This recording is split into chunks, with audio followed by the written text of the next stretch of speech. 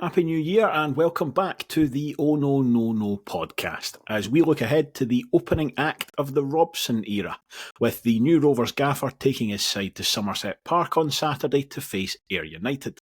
Robson played nearly 50 games alongside Ayr manager Scott Brown in the midfields of both Celtic and Scotland, but there's no time for old pals acts as he gets to grips with a tough start to life in Kirkcaldy, with this the first of 5 away games in his first 6 matches in charge. Now, with increasing evidence that last week's Oh No No No Curry Night was a super spreader event, we are fielding a rather threadbare back three tonight. I am Duncan Cameron, and to my left is Robbie Weir. First of all, how are you, mate?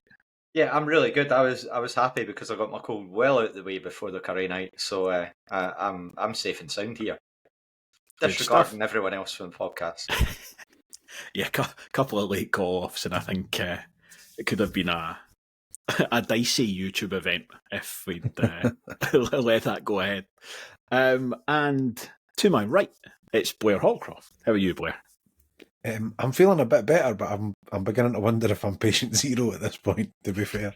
I turned up at that curry night with a bit of a sniffle, and it's I've gone downhill a bit since, and everybody else seems to be falling by the wayside, so yeah. I think, sorry about to be fair, I think I'm hanging on by a thread, so could be touch and go for actually heading down to Ayr on Saturday. But we'll see. The renewed optimism under Barry Robson, I think, will carry me through. Robbie, it's an obvious starting point, but how are you feeling about the appointment of Barry Robson? Yeah, naturally intrigued to see how it goes. A lot's been made in terms of his sort of track record. You obviously go through forensically of the track record of a manager with a former club or clubs, and for Barry Robson, that happens to be Aberdeen. Caretaker spell, absolutely phenomenal. Beat Eintracht Frankfurt as well. And then, yeah, it tailed off from there. But I feel like Aberdeen have got very different expectations from us, particularly the second half of the season of where we're at and where we're going. I think that the optimism's there, certainly among the support, about, look, can we potentially kick on and maybe steal a fourth place spot? We're very far behind at the moment, but, you know, there's still 3 games against Thistle and we've still got 2 against Ayr in the league. So, yeah, I'm feeling relatively optimistic about the whole situation. Certainly, I feel like a lot of the initial relief that came out of it was, well, that's not a name that's Liam Fox, so we're very enthusiastic now. Me included personally, but yeah, it's one where really difficult to start from though with this fixture at the weekend, and as you say, going on that away run. January window to work with, but he's said already that he wants to give a bit of time to sort of see the squad that he's got at the moment. So, yeah, keen to see how things pan out over the next few weeks. Yeah, it's definitely going to be interesting, the extent to which we see kind of changes in January, in the sense of, I don't know, it feels like if you wanted to, particularly as like an incumbent manager, you could always try and offload a couple of guys in January and then replace them and bring in a couple of others. I wonder whether, with Barry Robson only just being in the door, we might not see anybody go. I can't think that there's any obvious candidates for that. And it might be a case of just, you know, other than potentially the 2 guys whose contracts are running out, it might just be kind of 1 or 2 coming in. I don't know, as you say, Barry Robson doesn't sound like he's coming in to start tearing things up and revamping everything. He seems quite composed about, you know, relatively speaking, taking things like a day at a time and getting used to what's already here before he starts kind of adjusting things. Blair, we've obviously spoken at length already about Barry Robson specifically. Looking at this game on Saturday, I think I asked Scott a similar question, but what are you hoping to see from a Barry Robson Rovers side that either we've not seen, maybe not seen enough of so far this season? 90 minutes would be a good start. It's basically all that's been missing. It's been such a kind of a stop-start, up and down kind of season. Like, I don't feel other than Falkirk, maybe Airdrie, the first game of the season, I don't ever really feel like we've stunk the place up. Maybe Morton actually away, First half that at 2-0 defeat. What's that? First half at But Hampden. that's what I mean. But it's half halves against here and there. Oh, right, okay, But sorry. I see. Sorry. And even the Morton game, to be fair, it was only really the second half. First half they were okay, like they weren't great. But the Falkirk game's probably the only game where we've genuinely stunk the place out for 90 minutes. Airdrie, like I say, potentially the same. We've had these kind of flashes of what this team can do and never really kept it going beyond either the first half or like into the first half. So it would be nice to see us string 90 minutes together. The one thing that kind of gives me a bit of hope is that the only team we've done it against is Ayr. So, I mean, the blueprint for how to do it is already laid down in terms of what we're capable of doing and how we're capable of getting at them and how we're capable of beating them. So you've got to hope that he's going to kind of learn a little bit from that. But yeah, I think that's the only really thing he can potentially change. I can't see him coming in and trying a brand new formation that we've never played before, or playing players in positions that we've never seen them in before. Like, I'm not sure, and maybe this is naivety, but I'm not sure how much he will be responsible for what happens team-wise on Saturday. I think he'll rely heavily on Potter and Cameron having obviously been around the squad all season and managed them last week. So you've got to think that they'll probably lead the charge on that front. He did say probably more, that it was the only thing I would pick out of his interview that I didn't like. Not so much that I didn't like, because that's not fair, but the bit where you go, yeah, probably, there was lots of, I'll need to sit back, I'll need to learn, I'll need to watch, I'll need to see. And it's a new manager. You want him to come in and go, I'm going to come in and I'm going to do this, and we're going to, even if he is going to sit back and he is going to watch. I think you mentioned that about possibly too honest in his interview. But yeah, 90 minutes. I think that's what we've got to hope for. And Robbie, if we contrast Barry Robson in terms of sort of initial impressions to Neil Collins, does he strike you as more of a pragmatist?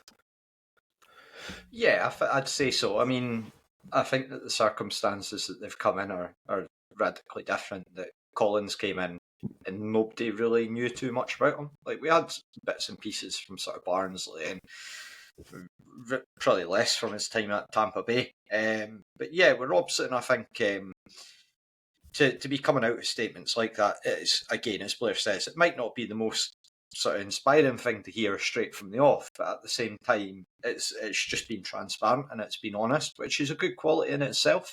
I'd say it's positive that he's not sort of coming in and trying to impression any sort of nonsense or sort of say he's going to do this or that, as you mentioned. Yeah, I thought it was. I feel like with these interviews, it's going to be very rare that you get the Bobby Williamson style of, if you want entertainment, go to the cinema. Like, everyone's going to come in and say the same thing. Oh, we've got a really hard working group. We should be doing better in the table. We want to play fast attacking football. One thing I did pick up on is that even the Aberdeen fans seem to suggest that he does play three at the back, which is, again, continuity, positive. So I don't know whether that's had a big sort of influence in terms of the decision to sort of, if it's just been one of those sort of weird synchronisations. But yeah, quite keen to see how it goes, to be honest. Yeah, it's obviously a relatively small sample size for him as well. So, in the sense of, like, at Aberdeen, he used a three at the back most of the time, but he was only really there for, it was spread over 2 seasons, but effectively, 2 half seasons, I suppose. If he had the players for a back three, that might have just been, what suited him at the time. He doesn't strike me as like a sort of zealot in that sense, where he's going to come in and be like, no, we have to play a back, kind of James McPake style. Like, even if we've only got 2 fit centre halves, we're still going to play a back three. Just not the impression that I get from him. But it will be interesting to see something on that front, given we played a back three against Livingston and it worked for all intents and purposes. I would be very surprised, as you say, if we were down at Somerset and then suddenly it was a back four again. But I suppose these are the things that we're not going to know, actually, to what extent this is all Barry Robson or it's effectively John Potter with some of Barry Robson's input. Like, we're never going to know where on that kind of spectrum things actually are. But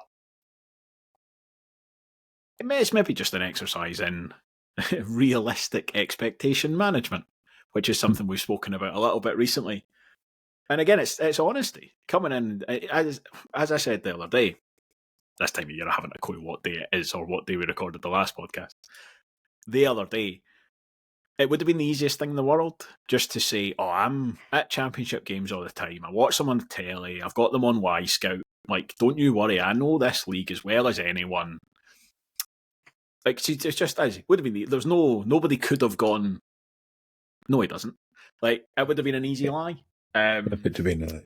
Yeah, and same thing. He could have been like, look, I know loads of the guys in this squad. I've seen them all play. And I've got a good grip on it. And he's like, nah, I want to go and watch them. I want to see how they do. I want to speak to the staff here and find out how they feel about things. Because, like, obviously, of course that's what you would do. And to say otherwise could only be kind of an exercise in bumming yourself up, really.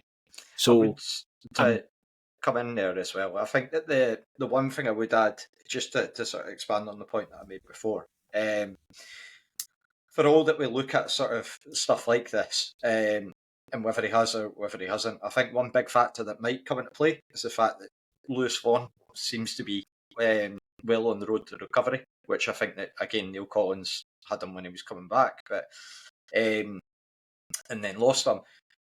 I think that will have a big influence because I think, like with Rovers, if we can get him back up to full fitness, that changes the dynamic within the team to such a big degree. So I'm really keen to see on that front as well. You want to use him as quickly as possible, and I get that he's not back yet. There's still these sort of timescales, but obviously we were quoted sort of early 2025. Here we are, so hopefully, all things come to pass. Positive moves on that front as well. And again, Barry Robson's coming into a side that's got some wins under their belt, and things are a little bit more settled, and it seems like everybody's just that little bit happier. And as you say, guys are coming back to fitness. You know, it's a little bit like incoming presidents. They talk about, like, for the first 6 months, you're playing with someone else's economy. Like, it's all the decisions from the last guy, but you get all the credit because you're the new guy who's come in. It could be, to a degree, that actually Neil Collins and the staff under him have started to put some really good building blocks in place, and now Barry Robson's going to get to, play with those. In his I was going to say that games. I would think that with the structure we've got with John Potter in the position that he's in, I would imagine Barry Robson's come in and sat down and they went, right, here's who we identified. Here's the 5 players that we are going after in the hope of getting 3 of them. Like, they're the ones we think we're going to get. We've already got Jordan Doherty sitting, training with us, so you'll meet him. He's not available until the Ayr game, which is a big thing, actually, for us on Saturday. But I would imagine that that's what he's coming into. So it's not like he's come in and they go, what do we do now, boss? What do you think? Do you know what I mean? And he's suddenly pull out a name from his hat. Oh, I saw this boy when I was managing Aberdeen under-18s or whatever. Which I think puts us in a slightly better position than it would have done 5 years ago if we changed manager at this time, like without the current structure that we've got. It's just whether or not any of the targets that we've identified are gettable. And that's the thing, that's the bit where this kind of change in the board and change in the club, like, I've not heard a sniff of anything about anyone from anywhere. It's mental. Like, this time 2 years ago, there'd have been half a dozen rumours kicking about. Oh, I saw so-and-so. Oh, Davo was telling me that so-and-so's coming in next week for training, or we've had so-and-so in training or whatever. There's just nothing. throw Davo under the bus there. Oh, totally. Davo was definitely the source of most of our leaks. You can't live in Kirkcaldy and play for Wraith Rovers and not be a source of leaks. That's an interesting point you make, though, about like the because I think I think a lot is made of the structure at the football club and who does what job and all this kind of stuff. And I have to say, I think it's fine. Like, obviously, but like, I think if I was a manager coming in, you'd be like, yeah, good. Like, here's, to use a phrase we used last week as well, like, here's a couple of proper football guys who know this level, who are in there. There's other coaches, there's analysts, there's scouts. Like, good. That's how it should be. As you say, it's not 10, 15, 20 years ago where, like, if you sacked a Dick Campbell and then replaced him with a John McGlynn, that was effectively an entire football department inside one guy's head, leaving and being replaced by an completely different guy. It's so true. Certainly with Dick Campbell, anyway, given that he's joined with his brother since the early 2000s. So, yeah, it's a perfect example. Because that's where on, you know, if you sack them on New Year's Eve, or if Dick Campbell decided to go to California for some reason. If anybody's going to California, it's definitely not Dick Campbell. There's an advert for tightening your borders.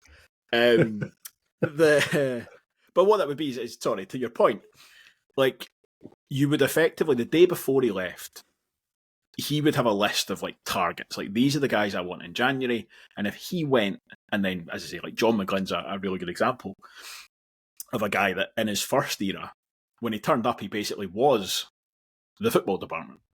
Like, if he came in, 1st of January, it would be an entirely different list of targets. Well, we only signed players on loan that he'd had at Hearts at some point. So, yeah. Exactly.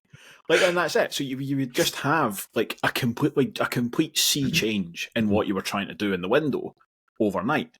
Whereas that's just not the way it works and the way it should work anymore.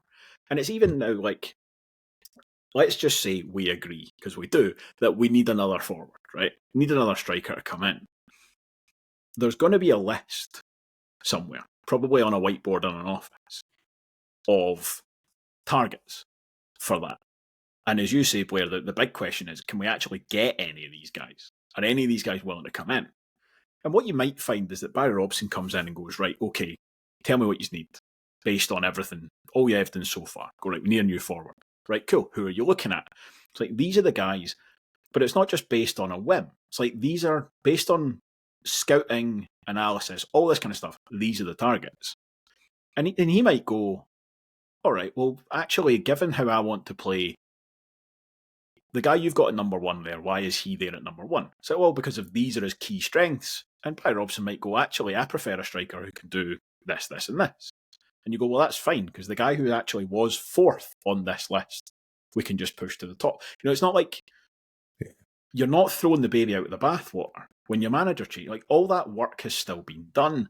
And if you need to move it around a bit, then great, fine. But like, this is why your football department is a department, and it's not just one guy anymore. But I feel like we've also got kind of the best of both worlds in that sense, because Neil Collins will have done all that work. They'll have spent the majority of December putting that list together and putting the groundwork in terms of where they were going to go to. So Neil Collins has basically looked at the squad, had the squad, because I think we're all in agreement that he didn't think he was leaving in January. So he was planning to do the January transfer window. He spoke about it 2 weeks ago in the Courier, for Christ's sake, about, you know, the money that they were going to throw at it or whatever, and the players that they were hoping to get. So he's effectively been part of that list. So you've got to hope that Barry Robson coming in, he might look at it and go, nah, I didn't fancy number 2, and I've heard bad things about number 4 or whatever. I didn't fancy them, but I'd like to throw A, B, and C into the hat. So you effectively get the list that Collins has pulled together with that football department, and then you get the input of the incoming manager, like you say, whether that be swapping the order around of the players or even chucking 1 or 2 names in that he knows of, and it might well be young boys that he knows of from his time, you know, managing up north or whatever, that he can go, actually, there's so-and-so sitting in the reserves in Aberdeen, I think he could come in and do a job here or whatever. Like, there's always that possibility. He almost certainly will do that. And they'll go, well, we've got this guy on the board who Neil Collins had spotted because he was 18-year-old in Barnsley. And then you can Totally. look at those two players and go, well, actually, this guy is better than that one, or whatever. Yeah. But again, that's the benefit of the continuity, that especially that you get with the kind of holistic role that John Potter does, where he seems to basically just do a bit of everything, is so beneficial. Because if you think, just to use the example, because we were just talking about it, it's obviously in a lot of the kind of papers at the moment. It looks very much like Michael Tidser is going from Kelty to Dunfermline. And he's taken his assistant manager with him. Now, I don't know what Kelty's setup is like, but if your manager and your assistant both go, and you don't have someone like a John Potter, that's a huge upheaval. And we've changed managers twice this season. So John Potter, almost regardless of actually how he does his job, is worth his weight in gold just for the fact that he's there. And the fact that Mickey's there throughout it is almost just like a bonus. See, just to go back to what Blair was saying, though, I think as well it's important to factor in that Neil Collins isn't going to a direct rival. It's not like he's up in sticks and he's like, I don't know, for instance, gone away to a Falkirk or a Livy, and it's been like, okay, here's all the transfers that we're potentially going to bring in. Let's just bring them to Livingston instead. Kind of like McGlynn at Falkirk. It's just kind of like, okay, we'll just go back to Dave Rovers and pillage for as many players as possible. With Neil Collins, because it's off to California, that's a different ballgame, asking people up sticks, bring their families, and move over there. So yeah, I think that's a positive in itself. And whether we're applying the compensation that we get from Neil Collins into this transfer window as well, it's just another sort of point that we can focus on. So yeah, I certainly the most interesting January transfer window that we've had in a couple of years, shall we say. I think it could be quite interesting come the summer, actually, to see how many of our boys head stateside. Because I think that might be something that Collins looks to do is to come back and, you know, like your Dylan Eastons or whatever, that you look at and go, by the way, the life out here with your kids and the coaching that you can do and all the kind of the lifestyle options that you have, that will be an interesting dynamic over the next probably 6 months or so. Yeah, it's a bit of a, like, what first attracted you to the millionaire Paul Daniels? Like, that's not a hard sell. But can you take a first touch when the ball's getting dropped off a giant crane over in California? Probably can with them, the stadium that they're building. It'll be twice as big. Yeah, it's just I just love the fact that there's literally about 100 folk going, who's Paul Daniels? Yeah, that might be quite a niche reference, that one. But because you said like McGlynn at Falkirk, and he was obviously really heavily involved in a lot of the player acquisition, I think would be the modern jargon for it. So he's got a good deal of knowledge on Rovers contracts and all that kind of stuff, and he can use that to kind of bring players across. You really don't need that much knowledge when it's California. Just like, no, it's California. Do you like sunshine? Yeah. Hi, you might have heard of it. Yeah, so hopefully not. But no, I mean, if these opportunities arise, I think for anybody, you'd have to take a good look at it. And it always feels a bit better as well when your players are leaving to go to California than when they're leaving to go to Grangemouth. Do you know what I mean? Like, if you're going to leave us, go far away. I'm okay with that. Like, I can take that. So when you come back to haunt me, I'm not so happy about it. Yeah, that's I hadn't really thought about that. Yeah, hopefully we don't lose anybody to. No, let's move on. Sunnier climes in the summer. Yeah, somehow I asked the question about United and we get completely sidetracked. A nice interesting piece about the transfer window there. Now, that might suggest we don't really know anything about Ayr United, but I'm going to ask again, so we'll find out. Blair, the last time we played there, I think the general consensus was that as much as the Rovers played really well, and they certainly did, Scott Brown got it wrong. He kind of put out his biggest side, kind of set out to sort of outmuscle us, and it never really worked. But since then, they've been in pretty decent form. I think they've only lost once in the league since then, by East Kilbride as well. What are you expecting from Ayr United on Saturday? I think a little bit more kind of toe to toe than trying to basically outmuscle us. I mean, Scott Brown said as much in his post-match interview. He did get it completely wrong. I think they're a relatively similar side to us in a lot of ways, in that they have some decent footballers. They can play a number of different kind of formations. They can play relatively good football, and they lack a striker. They thumped Falkirk when they got a man sent off. But I wasn't there, and I haven't watched it. I'm not going to bother because I really don't care. But that to me says John McGlynn played Plan A and refused to change to Plan B at any point, and Ayr just absolutely pummeled them for it, which I think is a bit of a red herring. But they have played pretty well by all accounts, and they are on a relatively good run of form, but they are struggling for goals.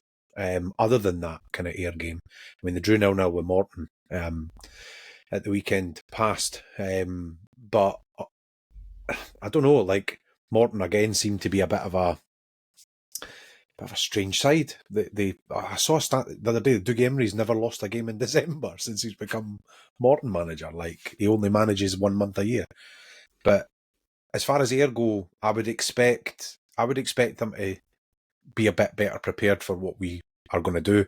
I think they're going to know what formation we're going to play, because I think it's pretty much guaranteed that we're going to have the three at the back, and I think they'll set up to kind of play around us and play through us. They still have Gorgeous George up front, which I think is as good as they've got at the moment. Mm-hmm. He's capable of scoring, as he's shown against us before, so I genuinely expect quite a good game, if I'm honest. Yeah, I think so too. I'm not expecting sort of a famous last words, like a kind of battle of attrition with this. I think two sides who do have good players can play good football. Looking at their last couple of games, and this is, again, kind of going by what I'm reading as opposed to actually watching them, it looks like they've actually been not dissimilar to us in that they've kind of changed around a little bit in terms of it's a lot of the same names, but guys doing slightly different jobs. But kind of guys who are good enough to do that. Like Jay Henderson, I think, has been the kind of standout for them recently. 5 goals, 5 assists. We've known he's a very good winger, but he's been playing kind of pretty tight to George Oakley. So it's a different kind of dimension. Robbie, how are you feeling ahead of this one? Yeah, I mean, Somerset's one of the toughest grounds in the league to go to. We've seen that twice already this season. I think it's a real acid test for Barry Robson to be sort of going down there, much like Neil Collins did in his first game. Ayr just they do seem to have their injury problems at the moment. I noticed that Dylan Watrett is back on the bench for them now. He'll be a big addition when he gets back into the squad. I know that everyone bangs on about Keelan Adams at right back for Falkirk being sort of the future Premier League player that they're on about. But for me, I think that with Watrett, I think he's got a far higher ceiling. He's far impressed me a lot more this season. But yeah, just in general, as you say, I think that Scott Brown's really, as a manager, he's quite interesting because he doesn't seem like the type of manager that's afraid to try things differently with players, like you say. Again, looking at the defensive side, they seem to mix things up quite regularly, where they'll maybe play Frankie Musonda out as sort of like a fullback. I know that he's injured at the moment, but yeah,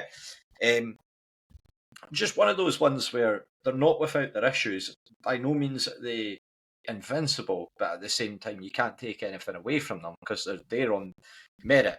I would have been really interested to see where they were at with had they kept Anton Dowds fit for the full season. So yeah, I think that for them moving forward, squad management will be a really big thing. I was sort of just reading there that with Alfie Bavic, he's not had too much game time, so he might be going back to Aberdeen. It's really, really difficult to sort of see how they'll line up and what they'll do, because it feels like with our players, a bit like ourselves, like you say, you have some players that seem to go through just spells where they either look like world beaters or they're just just off the form completely. And I suppose that's probably why you're playing at this level of football. But yeah, keen to see how it goes. Yeah, touch of the John McGlynn's about Scott Brown as well. Seems to have a thing about goalkeepers. I was just going to say that. Can he seem to just pick one? I don't know if it's injury related though. Like, so the boy Liam Russell, who was in goals the night that we beat them, has been in goals pretty much ever since. He didn't play the East Kilbride game, and then against Livingston, he wasn't even in the squad. So I don't know if he's injured or not. But they've got the other boy back, and is it Harry Stone? Yeah, Harry So I don't Stone's know if played he the was last injured. couple.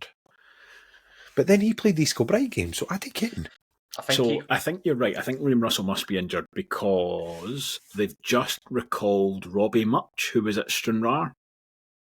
So they brought him back on one of these like 7-day emergency recall agreements, which would suggest that it's an injury. But then I'm trying to think when I saw that 7-day agreement. Was that more than 2 games ago? I think there was also a rumour, and I don't know how true it is, and I'm not sure if players can play on loan in the same squad or in 2 different squads on loan in the same league, but that Murray Johnson, I think, might have been getting recalled from Airdrie from Hibs to go out on loan to Ayr. But I don't know if but Airdrie seem to have like rotated their keepers, I think, based on what I can see. I don't know if I'm just whether that's they started off with journal. the boy from Hibs at the start of the season and then swapped him out for everybody's favourite lone goalkeeper, Kieran Wright. I was going to say. Surely he can't have played for Ayr United yet. He should be going there to tick, club 27 off his list. He's doing the 42 in the most unique way possible. He learned it off by ending up at Celtic when he's like 35. It's one of those. It's like the boys at Budinakis or whatever it is. It seemed to do the same thing, just bounced around every team in Scotland and never actually stuck it out anywhere. Yeah, aye. They both of them. They're just definitely making their way through. Robbie Much was recalled to sit on the bench for the last game, but the game before that was a different goalkeeper again, a 4th goalkeeper who sat on the bench, McIntyre, I think. It's like spinal tap drummers, eh? Yeah, and because it was the same last season, did the same thing. I think used 3 or 4 different goalkeepers mental across the course of the season, which, as you say, just very. But they're not conceding a lot of goals, so I mean, it's not having a massive impact on them, or it doesn't appear to be. But it seemed like the sort of motive for it was in getting a goalkeeper who was really good with his feet. But it's not like they play like really, really intricate passing out from the back in that way that you'd think, like, above all else, I want a goalkeeper who can play with his feet, because the guy, Liam Russell, has made mistakes. And more than I think you would probably expect, and certainly more than you would want if you're trying to challenge for a title. And again, like, Harry Stone's been kind of around this level for a little bit, but not kind of setting the heather alight. And I think if is it Murray Aitken or is it Murray Johnson? There's 2 boys who go out on loan from Hibs to Airdrie every year, and Murray Johnson's one of them. Murray and Johnson I think Murray is the goalkeeper. Aitken is also one of them. Yeah, Murray Johnson's the goalkeeper. Thank you. Murray Johnson, I think, for me, would be in that same bracket. We'd be like, he's not great. Like, he's not. You wouldn't even want him if you were planning on finishing top half in the Championship. Like, you might have to settle for him if you can't get anybody better. But, first day of planning for the next season, nobody in the Championship's like, I really want Murray Johnson to come in and be my number 1. So if he does end up there, again, it just seems to further this narrative that Scott Brown has a weird goalkeeper thing. But I mean, the 8 league games, I was just having a look there, 8 league games since we last played them, 6 clean sheets. And the 2 games in which they conceded, they won them both. Conceded 2 against Falkirk and conceded 2 against Queen's Park. I know and that won 5-2 against Falkirk and 3-2 against Queen's Park. So, I mean, I didn't get it. I know that it's really odd. Have a bit of me and Graham have a bit of a mockery for Nick McAllister and Paddy Redding, but I think that it's down to the centre backs that they've got that they seem to be basing their consistency on. So McMahon obviously was at Dundee United last season. I know that he's more of a sort of fullback, but he's been played centre back, and then you've got the guy Devlin, Mikey Devlin, obviously a lot of experience, and then George Stanger as well, who again we tried to go for him, and was it not last summer, the summer before when he was at Alloa, and he decided to go to Ayr instead, and I think he's been a really good pickup from them. I think that he's probably surprised quite a lot of people at this level, and I think again he's another one that's probably got a decent ceiling where he can go on and make a good career for himself if he decides to do so. Yeah, I think Scott Brown probably due a bit of credit, to be fair, for that defence. And what you just said there, like Scott McMahon, I don't know if he'd ever played centre half in his life before this season. Certainly played near enough every minute for Dundee United at left back last year. And even Mikey Devlin, I don't think started this season particularly well, but he persisted with him. You know, I think he'd made a couple of mistakes and now looks rock solid. So he seems to favour the three at the back, though, doesn't he? That's has done recently. You wonder if that's what suits likes of a McCann, if it's almost a Liam Dick kind of situation where he's not quite a wing back, but he's more of a centre half than he is a wing back, so can play the left side of a three kind of thing. Yeah, definitely. So again, it'll be interesting to see because Masonda's in that as much as not a lot of the time, and he's obviously missing now. So you wonder how deep that pool is if they have to start making changes. Lovely guy, Frankie Masonda, but his injury record is just horrific. Like it's just yeah, it is aye. So it's a real shame for him because I think without it, he could have gone on to be like one of the standout defenders in this league. But because of it, he's not only is he in the team, his versatility counts against him a little bit as well because he comes back into the team in different positions and he's in and out and all that stuff. I felt like when he first played for us that COVID season, there was a lot of excitement about him. I mean, like maybe not quite Frankie Dabo levels of excitement, but not far away. Like he was coming in and he was playing really well and he was scoring goals and he looked a threat actually. And there was a lot of talk of we were lucky to keep a hold of this guy. And then it just seemed to kind of fizzle out. He got a really bad injury that season with us again, and never really recovered from it. And then obviously moved on. But he was a really nice guy as well. Actually, that was part of the thing with him. He was a really nice guy, but it's a shame to see that he's never quite kind of kicked on the way he could have. It's just one of these guys that you're never going to take a chance on him at a higher level.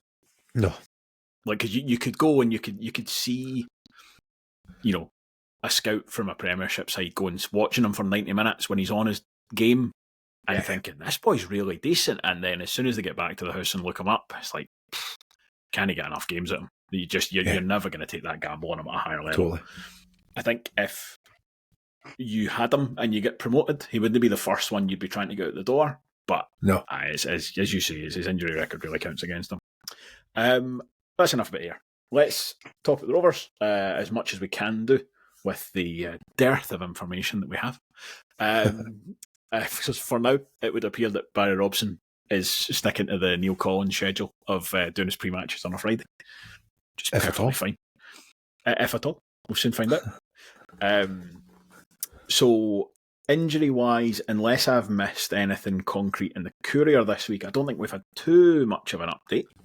But as you mentioned, Blair, and as I had entirely omitted from my notes, Jordan Doherty. Doherty, are we going with? Yeah. Doherty. There. It's Irish, isn't it? So Doherty. Doherty. I'd like to apologise to anybody who's Irish. It's going to be brilliant when he walks up to East one Anglia, apparently. Walks up to one of us in the Macmillan Lounge at some point, like, that's not how you say my name at all. No. It's just... Yeah. Okay. I'm just going to choose 4 or 5 pronunciations and just cycle through them as we go. Anyway, Jordan's back, or Jordan's here, apparently. You would assume that was a 1st of January window opening, that he's available. Good option to have, Robbie, but I think he'd be doing well to find himself in the starting lineup for this one, do you think? Potentially, but then again, as you say, things have been quite tight-lipped. We were sort of speculating before, it's unknown with regards to some of our players, whether there's potential suspensions on the horizon for this one. So it might be that he gets put straight into the fold. But yeah, I'm really looking forward to seeing what he's got to offer. By all accounts, stateside, he was very highly thought of if you sort of look into what they were saying over there. And I know that people sort of deride sort of US soccer and the level that we sort of look at over there, much in the same way they do to us. But yeah, quite keen to see what he brings to the table. By all accounts, he's handled himself in a really difficult situation very professionally. Just felt like he's got his head down, and a lot of people automatically turn to say, "Oh, is he going to jump ship? Are you going to jump ship?" And he's not. He's just gone about his business, and seems to have just thrown himself into the sort of cause of the Rovers, training away, doing sort of local events and that sort of thing. So yeah, keen to see what he offers on the pitch. Yeah, definitely. You mentioned potential suspensions there. I have a bone to pick with either the SPFL or the SFA, and just just how difficult it is to actually work out who's suspended and who's not. So the SFA used to publish every week, usually late, but they did publish every week the suspension list. They have apparently just forgotten to do that for the last 5 or 6 months in a row. The web page is still there, but it just stops in July or August. Ross Matthews has been booked 6 times in the league this season. But again, both the SPFL and the SFA used to publish the rules and the guidelines for all this stuff, but just don't appear to have updated them very recently. So the last sort of most recent version of the rules that I can find that talk about the bookings is from 2018. So who knows, maybe some of these regulations have changed since then. It shouldn't be this difficult to work out what the rules are for the national game, but here we are. But going by what we had in 2018, Ross Matthews, having had 6 bookings, will have a suspension to serve, but it'll be from 14 days after he got that 6th booking, which would mean he'd be available for this week, and then potentially next week, but they would then have to serve it the week after. Or it would be next weekend. I can't remember exactly how that works. Do they get the option of taking it? Like, we'll just take it this week. How does it work? But again, Blair, there's no rules. It's anarchy. No. You can do whatever you want. There is, I believe, a sort of amnesty after a certain number of games where it doubles. Basically, it stops being 6 bookings. It becomes 12 bookings. I think, though, that is halfway through the season. So it would be after 18 games, and that was our 18th game. So on that basis, again, I believe Ross Matthews will have a suspension to serve, but if somebody knows better than me, which, listen, it's not very difficult, then feel free to correct me. And if you can point me to more up-to-date versions of the rules that actually tell us this stuff, that would be really nice. There's frantic tapping of a keyboard over in Texas. It might actually... I was going to say, it might make a little bit more sense about because I did wonder about the substitution last week, that triple sub that he made, that Potter made, when he took Matthews off. I know Matthews was on the booking, but, I mean, Matthews has played most of his career on a booking, so it didn't really feel massively dangerous. And I did wonder why Stevenson went into that midfield when Byrne went off. And I wonder if that's actually... Maybe I'm literally grasping at straws here, but that's maybe part of it, was let's give Lewis 25 minutes or 15 minutes it was of the remaining game in that position, so that he's got a little bit of kind of game time under his belt. Maybe, I don't know. You would hope as well that, I mean, I know he was on the bench last week and he didn't come on, and it was quite clear that he was there to make up the numbers after the fact. But Scott Brown, Bruni, whether he's in a position to be sort of looking to play the game. And again, it might be that we've put Stevenson into midfield to sort of say, like, look, if we get to that point, we might need you to move in there just in case Brown isn't fully fit. So, yeah. It's a role that Doherty can play as well, isn't it? Yeah. He's played defensive mid, so should be an option. Yeah, it's yeah, we don't know. Exactly. But it's interesting, and that actually... in the car on the way to the game, we were, as we always do, talking about the lineup and trying to work out who the hell's playing where.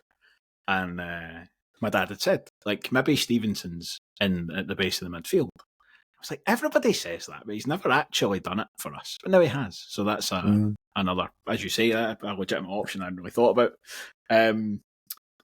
Scott Brown being back on the bench, you would hope would mean he is nearing fitness. But again, it's going to be interesting to see whether he is kind of able to come back in from the start, or whether it's something that we see. And then you've just got the other guys on that same list. Jack Hamilton obviously not fit enough to make the bench. It'll be interesting to see. I think we've had pretty much radio silence on Jack Hamilton, which I don't actually have any issue with. I'm not complaining about that. It makes sense from a football point of view. We don't know. You'll not be far away, wouldn't you think? It was a knock to the ankle or a rolled ankle. It's no, unless it's worse than we know about. But you've got to imagine that's a couple of weeks. I mean, I would imagine.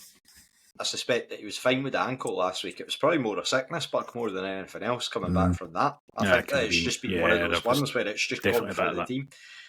So I'd say it's a really hard one.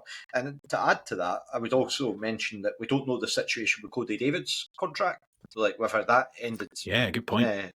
1st of January, whether it rolls on to sort of end of January. So you've heard nothing about Dabo either. I mean, Freeman's playing so well that it's not been the biggest issue. So that was a really interesting one actually. Just in the sense of, like, for him personally, that injury is just the worst possible time. Mm-hmm. Totally. It's such a short-termist way of thinking. But if you are a Premiership club, for example, even if you've been keeping an eye on him, you're like, we could look, this guy, we need a right back. This guy could come in, but we're at least 4 weeks or whatever. Can't even get him in for a couple of training sessions or whatever to get a look at him in January. If it's a chance of that versus a guy who is like on your training pitch and he's like, put me in, I can play Saturday.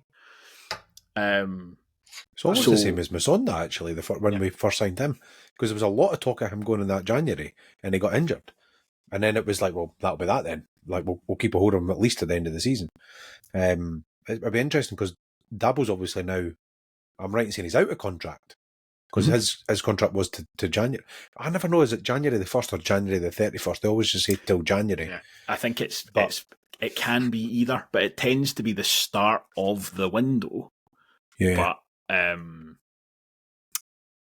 because I'm sure there was someone, I'll never remember who it was, but I think somebody last season was contracted with us until January, but played like the New Year game, like the equivalent of this game that was on the second and third. Scored the centre half. Aye, Dan O'Reilly. Yeah. I love how he completely blanked on his name. Yeah. But that I'm guessing that's just like convention, effectively, that you do it to the start of the window, because if you're going to move, you want to be able to move at any point in the window. You don't want to have to be negotiating, saying, I can't actually come for 3 weeks because my registration's still held up or whatever. So you can chuck in as well, just to come in there as well. I mean, even if Freeman does get injured, we've got our new saviour coming in, Jordan Doherty, who can also play right back. So, so that's you wonder if at least part of that was with one eye on, like, Dabo's doing pretty well. Dabo's, there's rumours people are probably watching him. And so it's very, very interesting to see what happens with Dabo just kind of medium term. Because I think there's every chance, as I say, that he won't be fit again until after the window closes. So does he just go back to being a free agent again? And then he's back to that kind of slightly nomadic, waiting for an offer? Or actually, does it suit both parties for him to stay with us till the end of the season? You don't know. You just have to wait and see, I think. Because if you're a club like, say for instance, you were St Johnstone, you're like, okay, we need a right back. You need them now. You don't need them. You don't want to wait until the end of January until a player's fit when you're 5 points off the bottom of the league. So it's definitely an interesting one. With the greatest of respect, and I think personally, I hold Frankie Dabo in very high regard. I think people kind of soured on him slightly from a very high point towards that end. I think we overcorrected on that. Yeah. I think he came in and he was really good, and everyone was like, "This guy's amazing." And the fact that he just kind of reverted to being all right seemed like everybody was like, "This guy's no use. He's nowhere near as good as we thought." Still more than good enough for the He level. went from being Cafu to Willie Lyle, basically. So I'm going to lay my cards on that table. I soured on him big time, and it was nothing to do with his ability. I didn't enjoy watching him walk. Was my issue. It was nothing to do with his ability as a right back or his ability to play well. Because when he was good, he was great. My issue was more, I didn't feel as a supporter watching that game. I didn't think he fancied it, which I think is a horrible feeling to have. And that it crept in couple of times, and then there was the Partick game and then the Falkirk game, where the two for me, I was like, he doesn't fancy this. And that's my issue. Nothing to do with ability. He's probably one of the best fullbacks we've had in long time. Just an issue with specifically addressing you there when I said that. Thanks. I think the truth is somewhere in the middle, but probably. He's done for me. Sorry, the reason I brought that up is if you were St Mirren or a St Johnstone or someone like that, you're like, oh, listen, we need a right back. Even on his kind of early hype, you might have gone, listen, we're going to have to wait 4 weeks, but let's get this guy while we can. Whereas I don't think you would. I think, while I think we maybe went, I keep saying we, everyone except me, went over the score with some of the criticism, there's undeniably he wasn't doing as well as he had been. So yeah, that really a real kind of watch this space for everyone, I think. Yeah. In terms of Babel. Even if he does re-sign, then you can't drop Kieran Freeman at the moment. Like, Kieran Freeman deserves his place in that team. Absolutely not. And that's if he was back and he was fit again this week, then yeah, there's not a chance I would have him in for Kieran Freeman this week. And I think that's what speaks to I know we're not going to hash over this again, but I think that's what speaks to my feeling on him, was that when he first came in, we all said, I'm really sorry, doesn't matter. Kieran Freeman is not as good a footballer as what Dabo is. You put Dabo in. Whereas now, when I look at it, I'm the same, I wouldn't. And I think that's the shift for me. It's not ability, it's not what he can do, it's what he probably will not do. But I will leave it there. Blair Hopcroft, I've got to say, Barry Robson, if he was listening to podcasts and hearing about In the Trenches, then he'll be well in tuned here. Definitely. Let's do lineups. Get back to the players who are available for this and under contract to the best of our knowledge, I suppose. Robbie, let's start with you, please. Any changes from last week? Yeah, so to be honest, I've not actually got a lineup written down. Blair, we'll start with you. So just if you look at the lineup that started with last week, so obviously you're keeping Kevin Goals. With that defence, you want to keep it. I would say keep it the same. I would have just with the way that it went. Again, we don't know the situation with Matthews. I think that if even based on it, if he's suspended, then I think you're either looking at Scott Brown coming in straight from the off, and it wasn't a big injury issue. So you rotate those two. Doherty you would keep on the bench. And then, to be honest, with the rest of the team, you're probably looking at keeping it the same. Connolly scored, Easton scored, Jamieson, work ethic in there. Maybe if you could potentially look at Cody David or Jack Hamilton, depending on fitness and whether Cody David's available. But at the moment, it's a complete lottery as to where we're at. I don't think you would deviate too much from it. It wasn't, I think second half in particular wasn't the best performance aesthetically to watch, but we got the job done. And that's ultimately what we've been asking for as fans. So yeah, if we can replicate that first half performance that we had against Livingston and put it under a bit of pressure, really keen to see how we would do. And I think that would be with minimal changes and with the engine that Scott Brown's got, to add him into the team is always a bonus. Yeah. So there was something actually on the post-match after the Livingston game. you guys, you were talking about the way that the team was lined up, and I actually, in a departure from my usual stance, disagreed with something. No. In terms of the kind of shape, a little bit. I can't remember exactly what it was, but I felt it was almost a sort of like a 3-4-3 as much as anything. So, whereas the second half at Hampden, somebody said there was a front two, which I disagree. Right, okay. So the Probably me. I think it might have been Alan, actually. He's not here, so I'm going to say it was him. But Come on, Alan. whereas the second half at Hampden, I felt like it was a very clear front two. It was very much Connolly alongside Jameson. Against Livingston, it felt to me like it was sort of Jameson as your furthest forward, but then Easton and Connolly both playing as sort of second strikers. Mm-hmm. In that is kind of like a sort of a front three. And I'm interested to see if that continues, because it's really quite unorthodox using those types of players in that type of way. And I could see whether I'm a new manager coming in and going, how did you play on Saturday? And having that explained to him and going, run that by me again? Like, you've got two of the best wingers in the division and you're not using either of them as wingers.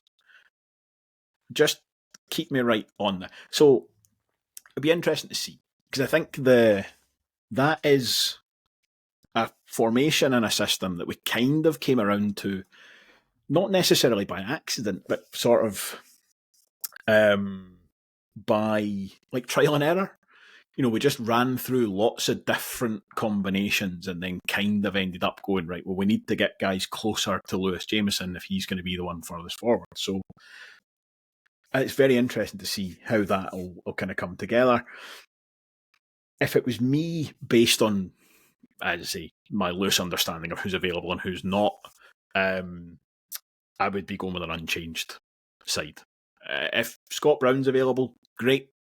I suspect he's not going to be fit enough to start.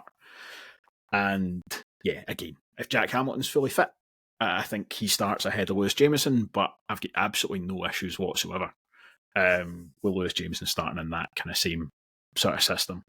And Connolly and Easton, I think, are both kind of nailed on to start, whether it's in that same kind of second striker or whether you go back to using them as wingers. Those are two names I would certainly expect to see on the team sheet. Blair, your thoughts, please. Yeah, I'm much the same, to be fair. The only change I would make if fitness and injury isn't an issue would be Brown in for Matthews. If he's fit enough to start, I think we go with him. I actually wouldn't start Hamilton over Jameson in this game. It's a horses for courses thing. I'm not entirely sure Ayr United's a team that will get a lot of change out of Jack Hamilton with. Whereas I think that the pace and the frenetic kind of in your face, shutting you down, running about like a mad idiot for 90 minutes or 60 minutes or however long that you get out of Lewis Jameson, I think actually you probably shake the tree a little bit and you maybe get a bit of fruit from it. I'm not entirely convinced we get that with Jack Hamilton in this game. And I'm not convinced that aerially we're going to do anything against them. I think that's something that they'll have very much kind of sewn up. And that's where we got the joy in that game at Starks was, and we talked about it, like, you know, was this the beginning of a Collins identity? Like, we're going to catch them on the break and we're going to play behind them and play through them and play quick. And I think we've got to, you've got a blueprint. It would be daft to now look at that game and not try and recreate at least some of it. As much as the performance on Saturday was dogged and it was good, I think it has to be a wee bit more higher paced against Ayr, because Livingston are a very, very physical team, but they're big and they're kind of cumbersome at times, but they can play some good football. Whereas I think Ayr are not like that. They are a bit bigger than us, but I don't think they're a massive side. I think they can still play some good football as well. So I'd like to see us, like I say, basically, if it was me, unchanged, but with Bruni in for Matthews would be the one change if he's available. Jameson, of course, scored twice in that last game against Ayr. He did. That must help players along. Like, must. David Martindale got a bit of criticism from the Livingston support for playing Robbie Muirhead against us last week. But I don't know if Robbie Muirhead went to him or what. But like Robbie Muirhead, apart from last Saturday, he always plays brilliantly against us. Like I was terrified when I saw his name in the team sheet. It's like that big Huddy again. Aye. But if you're Lewis Jameson, you've got to be thinking like, well, put two past these guys last time. Let's put a little kind of spring in your step. Assist as well last Saturday, so you've got that as well into the mix. So I think that for Ayr, I think that with them, I could see them it being a completely different Ayr side compared to the one that we played at Starks Park. But at the same time, I still feel like we've got more about us now to give them a go. Famous last words, of course, but yeah, I feel like there's how we are compared to the earlier on in the season when we were so far off the pace. I feel like I'm hopeful, optimistic that it should be different this time around, going to Somerset Park. But again, tough place to go. Can't discount it.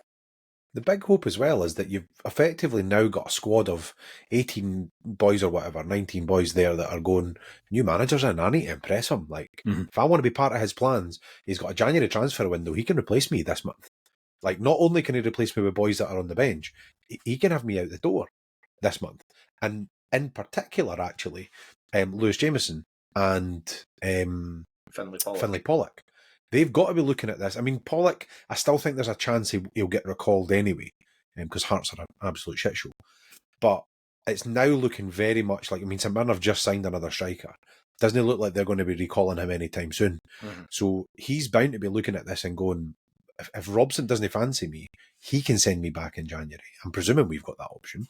Yeah, so he's the easiest to get, that sounds terrible, the easiest to get rid of. Do you know what I mean? In terms of if he wants to free up a wage and bring somebody else in, LJ's the prime candidate for it. Yeah. I think that'll do us for our preview for Ayr United. So tell you what, let's have a quick break and we'll come back with Should McStay or Should Dargo. Blair. Yes, mate. You're a man. Yes. And you have thoughts and feelings and emotions. Yes. Are you good at talking about all that stuff? Well, I try my best, but I don't know, probably not as much as I should. I'm the same. I feel better after getting stuff like that off my chest, but I don't do it anywhere near often enough. Have you heard about Andy's Man Club? They're brilliant. They create a safe space for men to sit down and talk about the important stuff. And they do it right across the country as well.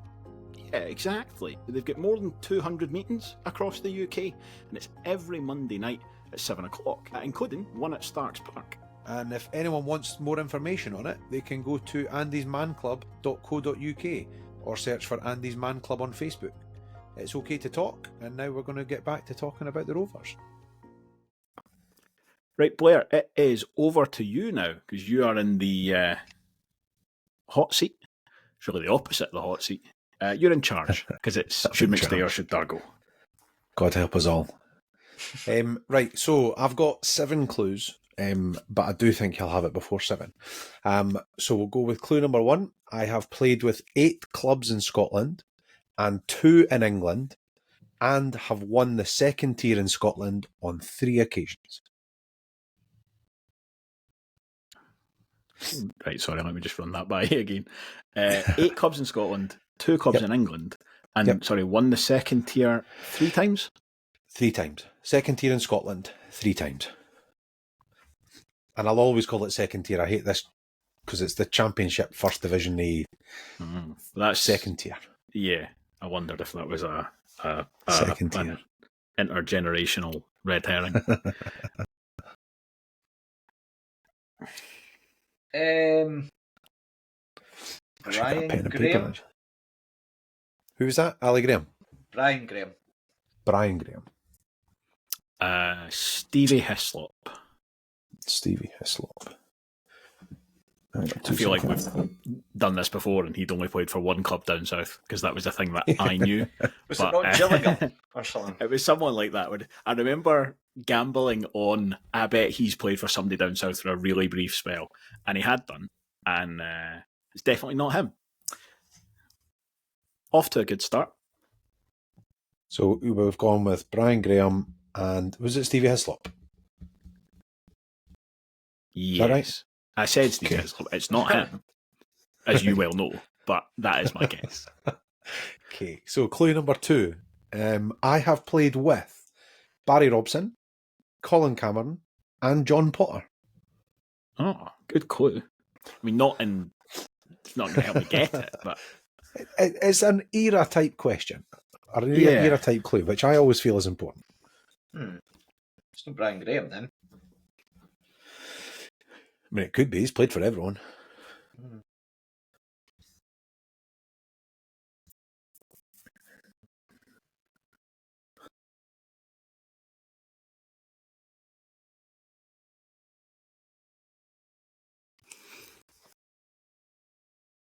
I don't actually have a very good grip on John Potter's playing career. No, neither did I, to be honest. Barry Robson didn't play for that many clubs, really. I'm going to say it's a joke. Eddie Malone.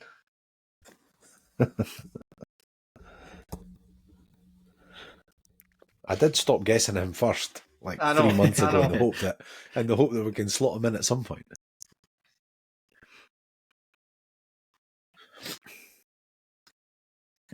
I can actually think of like clubs that he'll have played with Cameron and he's played with Potter. It's the Robson one that struck me with him, but I'll still use it as my guess.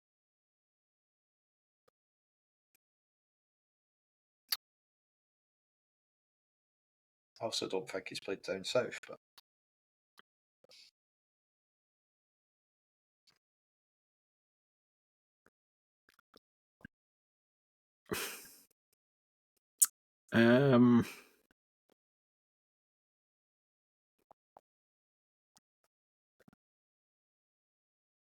so much You're money. doing good at this You're on point. the other side, eh, Blair? You're sitting there smug like they've not Totally. got it. I know, the thing is, it's funny because see, when you write these clues, I'm like, oh, they're going to get it after clue 1. They're going to get it. It's going to be so obvious. So it was I'm Brian going to Kent go then. for old fullback Simon Mensing. Okay. Okay, clue number 3. I have played 160 games for Wraith Rovers, scoring 37 goals. Now, I know this to be true because this is from the Bible. So What season did they stop? Right? Did John Lester stop writing that book, Robbie? I know you know this. 2007, 2008. Thank you. You're welcome.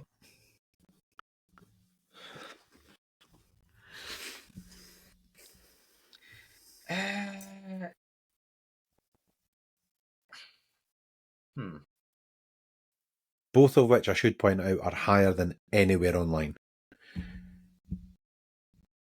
I think these include friendlies. Yeah. Yeah, that is the one thing with that book is it includes everything. If Yeah. somebody in a Rovers jersey kicked a can down the prom, it's in that book. Yeah, because You I get know, credit like, for it. whenever the Rovers do stats and stuff through Davy Hancock, it's always Phil Nicholson that does them, and I'm pretty sure he includes anything, any game, like a testimonial, anything's included. So I'll go through it again. So it was 8 clubs in Scotland, 2 clubs in England. I've won the second tier in Scotland on 3 occasions. Played with Barry Robson, Colin Cameron, and John Potter. Played 160 games for the Rovers, scoring 37 goals, according to John Lister.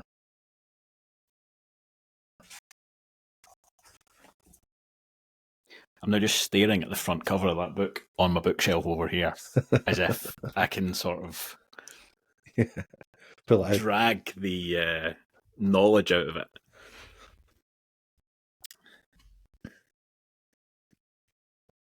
It's a complete mind blank on Totally. football players. So I'm gonna roll in clue 4 straight away because I wasn't going to put clue 4 in, but it's But you so forgot left that- field that as a clue on its own, it feels a little bit cruel. So I'm going to roll it into number 3. So 160 games for the Rovers, scoring 37 goals. Mm-hmm. I have also scored against teams from 4 of the 7 continents. Yeah, as a clue on its own, it's not that helpful. But I've scored against teams from 4 of the 7 continents, at least. That's based on my At research. least. At least. May have played a pre-season friendly at an Antarctic science station. I'm pretty sure it's only 4. Penguins for goalposts. Right.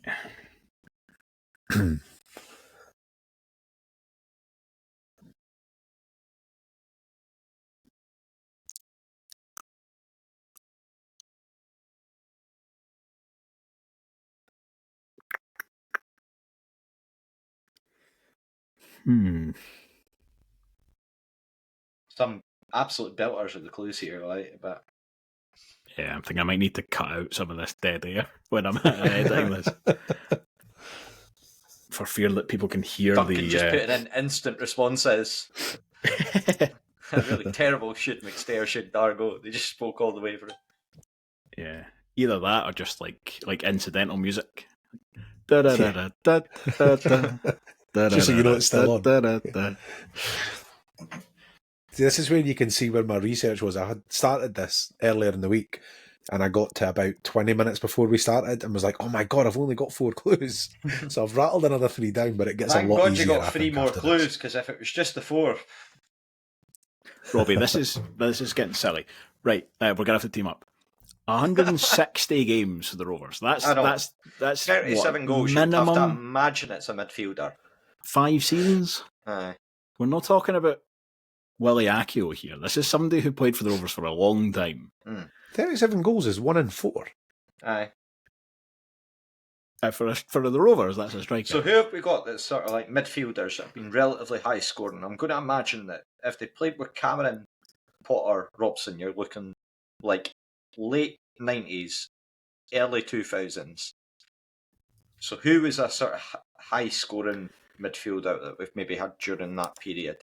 Yeah, I think, and if you're capping out at 2008, you're like first half of Barry Robson's, not necessarily first half, but like not the latter stage of Barry Robson's career. Yeah. So not Aberdeen Barry Robson, probably not Middlesbrough Barry Robson either. Yeah. So maybe, you're really talking about Dundee United, Cali, Celtic, Forfar potentially, yeah. Aye. So who has had a career that's taken them on quite a wild chase that started in that period? Won the second tier 3 times as well, though. So like stalwart championships, like a first division player. And has scored goals against teams from 4 of the 7 continents. I mean, that's a bigger clue than you're giving it credit for. Not really, because I don't know who it is. So maybe would Danny Lennon be a shout? I don't know, Robbie. Would Danny Lennon be a shout? I'm going to go with Danny Lennon. See. Right, I'm going to pass so we can get another clue and find out if Danny Lennon's right or not. Okay. So I think we've gathered that it's a player who's now retired. Yes. Yeah. So having retired, I have managed 4 members of the current Rovers squad.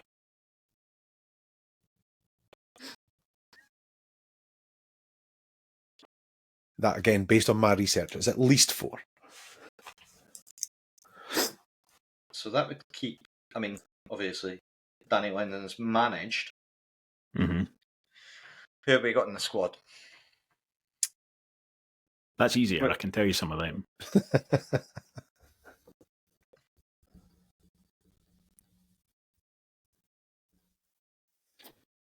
Where would Danny Lennon have played alongside Barry Robson?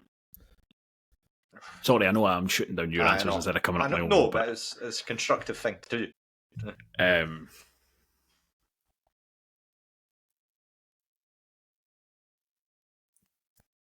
4 of the 7 continents. Is it Paul Hartley? That's a good shout. Paul Hartley will have played alongside Barry Robson at Celtic. I think it is. And I think I would have got this quicker had it not been for Barry Robson constantly referring to him as Zico throughout that whole thing that I listened to the other day. He'll have played with Mickey at Hearts. But I don't know where he's played with John Potter. I'm really sorry, I don't know who John Potter's played for.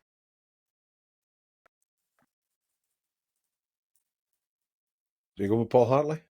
I think it's a good shout. Aye. I'm Any quite other happy to guesses, go Robbie? to. Nah, I'm quite happy to go to clue 6. Okay, I have played professionally for 4 Fife clubs and managed 3 of them.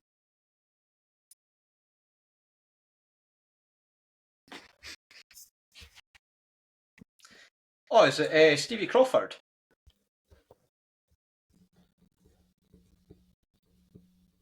He's played for all the 5 clubs. Played with Barry Robson at Dundee United. Yeah.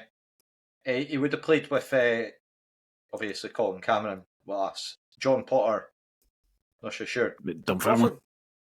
Yeah, that's a good point. 2 in England, so he was at Millwall. And there'll be a Cheltenham town in there. There's always a Cheltenham town. So, scored goals. Was it teams rather than clubs, Blair, for 4 of the Teams. 7? So, yeah, because international duty, he scored in Japan, because I remember Leslie saying that before. The Kirin Cup. Aye, I think it's Stevie Crawford. And in the 4 clubs he's managed. Yeah, I think you're right. Pars, East Fife, and then Cowdenbeath, I'm guessing, at some point. What was clue 7 anyway? This will completely throw it. I managed a game with a Lewis Vaughan hat-trick. There we go. Well done, It Robbie. is indeed. Really Stevie thought Crawford. I had that with Paul Hart. was I Lee was Bullen. so confident. So, the 4 continents out of 7, I thought was bigger than it was, because to score against anybody outside of Europe, you have to have played international football. So I was trying to give you a clue that he had a cap, because I think as soon as you know that it's a Rovers player with a cap, it narrows it down to like a dozen. See, my mind went to weird pre-season friendlies and retirement spells in the US. So you're thinking about all the Argentinians from 2004. And I was thinking about somebody who's gone to the US and then they've played a Gold Cups international tournament. You know what I mean? Like, they've played Yokohama. He's 4 international goals. Where his debut against Ecuador, he got 2 against Canada in a friendly, and then he scored against New Zealand in a friendly, which is your 3 continents plus Europe. So it was trying to get that idea that it couldn't be club football, really, to be playing that many different continents. But yeah, he played at Plymouth Argyle. He went down for a season. Right, of course. Between Dunfermline and Dundee United. And has managed Ewan Murray, Finlay Pollock at East Fife. Oh, right, aye. Callum Smith at Dunfermline, and which I didn't know until I was doing this. Do you know who was on the bench for the Dunfermline game when we beat them 3-0? From the current squad. Sean Byrne? Aidan Connolly. Aye, right enough. Right. Yeah, the wee spell on there. loan at Dunfermline at the time. Aye. Which I didn't realise. But yeah, he was on the bench that day. Just to clarify, it wasn't Lee Bullen, because his name just doesn't go away. Hat-trick in the Lewis Vaughan game Robbie. last year. Terrible batter. Oh no, it would still be in Scott Brown either way. That was a good one, Blair. I'm very, very confident that a lot of people will have gotten that. I was going to say earlier than we did. I didn't get it. As we went through enough of that early 90s squad, though, to be fair. To be fair, they can't really get it after us. So, potentially, they either don't get it or they get it earlier than us. Even if you got it in your first guess, you still got it after me. That was good. No, that was a very good one. I think that will bring us to a close. So thank you, everybody, for listening.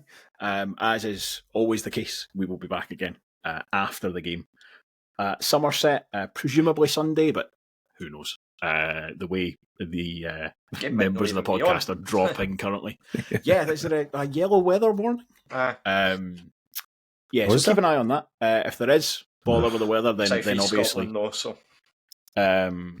look after yourselves. Oh, is it the other side of the country?